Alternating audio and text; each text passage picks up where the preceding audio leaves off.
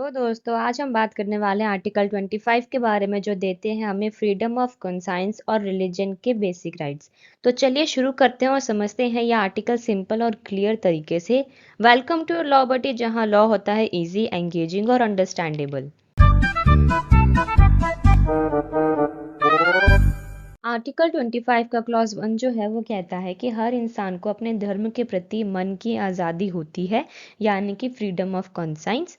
और वो अपने धर्म को मान सकता है, यानी कि उसे फ्रीली प्रोफेस कर सकता है, उस पर अमल कर सकता है, यानी कि उसे वो प्रैक्टिस भी कर सकता है, और दूसरों तक पहुंचा सकता है, यानी कि प्रोपगेट भी कर सकता है। लेकिन ये राइट पब्लिक ऑर्डर, मोरालिटी यानी नैतिकता, और हेल्थ के सब्जेक्ट में, यानी अगर आपका धर्म किसी की जान, सामाजिक व्यवस्था या नैतिकता को हानि पहुंचाता है तो उस पर रिस्ट्रिक्शंस लग सकते हैं।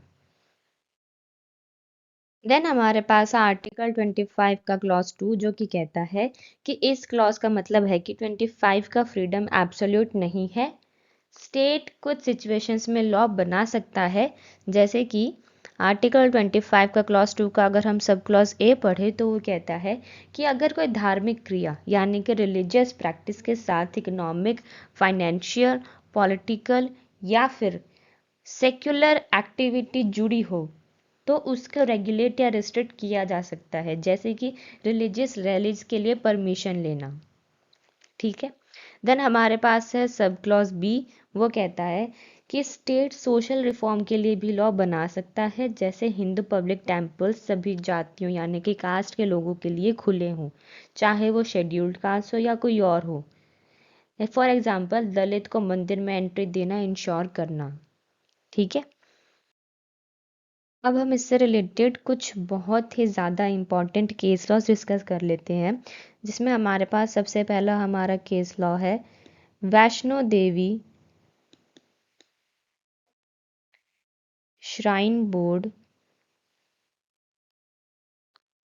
Versus state of Jammu and Kashmir 1997।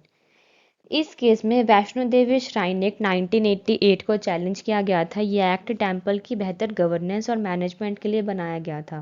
Petitioner ने बोला कि यह एक्ट उनके रिलीजियस फ्रीडम यानी कि आर्टिकल 25 को वायलेट कर रहा है, क्योंकि इसने हेरिडेटरी प्रीस्टहुड यानी कि विरासत में पुजारी बनने का अधिकार खत्म कर दिया है और स्टेट को प्रीस्ट अपॉइंट करने का पावर दे दिया है। तो सुप्रीम कोर्ट ने बोला कि पुजारी की सेवा यानी कि टेम्पल सर्विस एक सेक्युलर एक्टिविटी है और स्टेट उसे रेगुलेट कर सकती है अंडर आर्टिकल 25 क्लॉज 2, यानी रिलीजन के कोर बिलीफ को अफेक्ट किए बिना एडमिनिस्ट्रेटिव मैटर्स पर स्टेट का कंट्रोल हो सकता है। देन हमारे पास एक और केस है जो कि है Sardar Syedna Tahir Saifuddin versus the state of Bombay.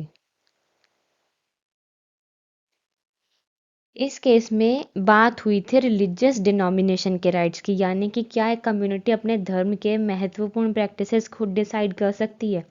Supreme court ने कहा कि हाँ, रिलीजियस डिनोमिनेशन को ये राइट है कि वो अपने एसेंशियल रिलीजियस प्रैक्टिसेस डिसाइड करे। स्टेट तब तक इंटरफेयर नहीं कर सकती जब तक वो प्रैक्टिस पब्लिक ऑर्डर, मोरालिटी या हेल्थ के अगेंस्ट ना हो।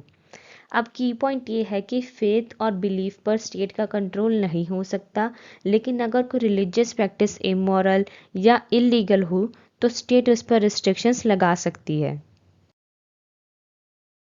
तो दोस्तों, ये था आर्टिकल 25। अगर आपको वीडियो पसंद आया हो तो लाइक करो, शेयर करो, सब्सक्राइब करो योर लॉ बडी को, जहां हम लॉ बनाते हैं सिंपल और स्टूडेंट फ्रेंडली।